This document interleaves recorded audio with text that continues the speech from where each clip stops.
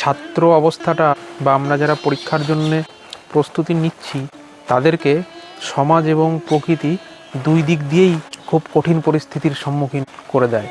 জীবন গঠন বা ক্যারিয়ার গঠনের জন্য সংগ্রাম করতে হয়, সম্পর্ক বা লাইফ পার্টনার তৈরি করার জন্য সংগ্রাম করতে হয়।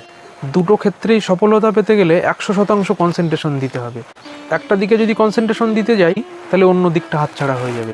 সেই জন্যে আগে আমাদের সিদ্ধান্ত নিতে হবে যে আমাদের প্রাথমিক প্রয়োজনীয়তাটা কী। যদি আমার প্রাথমিক প্রয়োজনীয়তাটা সাকসেস হয় বা জীবন গঠন হয় তাহলে জীবন গঠনের দিকেই 100% আমি ফোকাস করব, বাকি সব পড়ে থাক।